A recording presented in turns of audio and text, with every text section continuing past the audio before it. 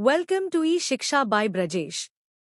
तो साथियों, आज हम झारखंड के नागवंशी के बारे में जानेंगे।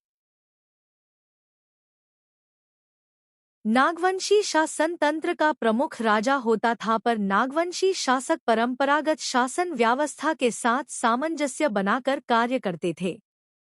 नागवंशी शासकों ने मुंडाओं की पढ़ा व्यवस्था को जारी रखा। पढ़ा को एक प्रशासनिक इकाई के रूप में माना गया।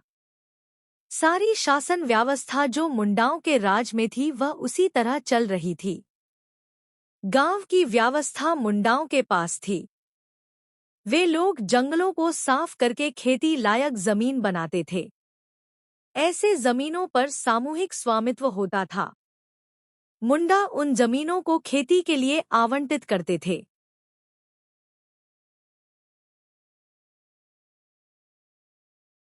यह व्यवस्था 16वीं शताब्दी तक चली। 1585 ईस्वी से इस व्यवस्था में बदलाव आने लगी। इसका मुख्य कारण मुगलों द्वारा आक्रमण का होना माना जाता है। मुगल सेना द्वारा बार बार आक्रमण की स्थिति से बचने के लिए नागवंशी शासकों ने मुगल सेनाओं को नजराना दिया, जो नियमित होता गया और मालगुजारी कहा जाने लगा।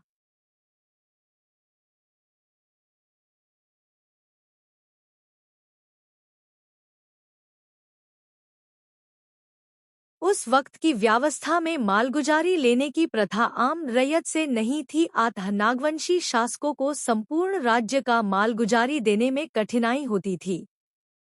ऐसी स्थिति में ही 1616 ईस्वी में कर न दे पाने के कारण जहांगीर के आदेश से इब्राहिम खां के नेतृत्व में छोटा नागपुर खास में आक्रमण हुआ। उस वक्त के महाराजा दुर्जनशाल को बंदी बना लिया गया और उन्हें ग्वालियर के किले में 12 वर्षों तक रखा गया। जब उन्हें छोड़ा गया तो 6,000 रुपए सालाना कर की मांग की गई, जो उन्होंने मान लिया।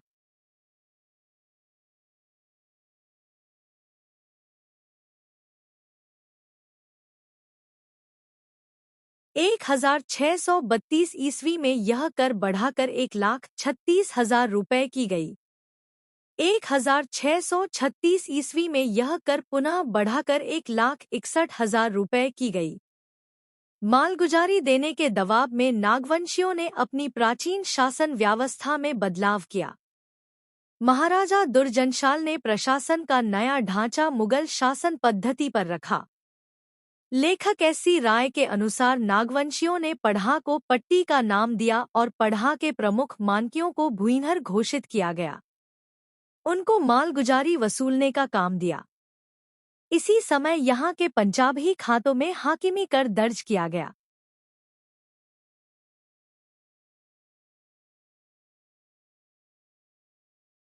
समय के साथ अन्य बदलाव हुए।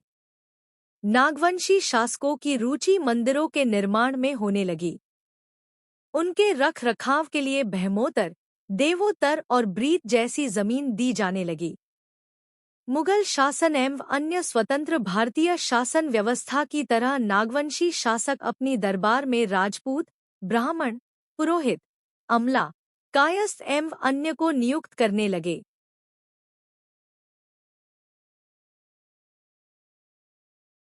बाहरी आक्रमण के कारण सैन्य व्यवस्था भी होने लगी थी। राजाओं की अपनी निजी सेनाएं हुआ करती थी, जिसका प्रबंध वे अपनी आर्थिक शक्ति के अनुसार करते थे।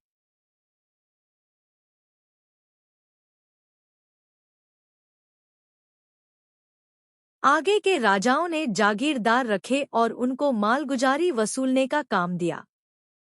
बड़ाइक, राजपूत, रौतिया आदि को निर्धारित लगान पर जागीर दिया गया।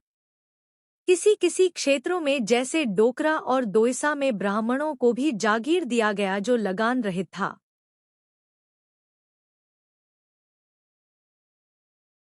जागीरदारों द्वारा वसूले गए मालगुजारी नियमित रूप से मुगल शासकों को नहीं दिया जाता था।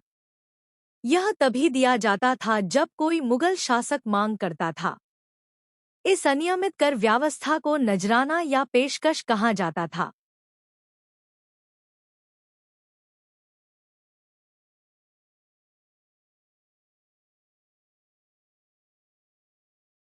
1765 ईस्वी में अंग्रेजों को दीवानी मिलने के बाद उनका इस क्षेत्र में आगमन हुआ।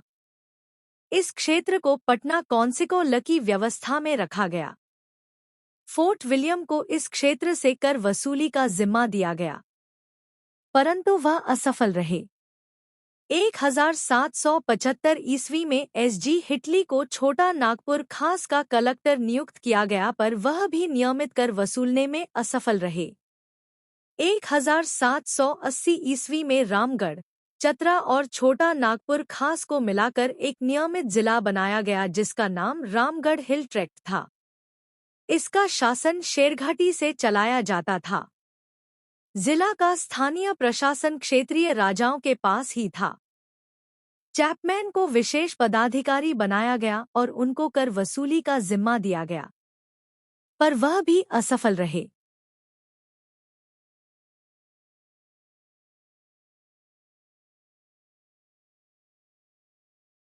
अंततः 1793 ईस्वी में जागीरदारी प्रथा को हटाकर जमींदारी प्रथा लागू की गई।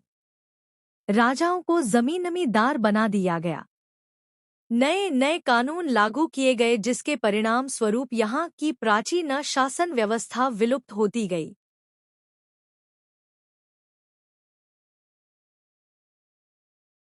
और अधिक जानकारी के लिए हमारे चैनल को लाइक, शेयर एंड सब्सक्राइब करें। Thank you.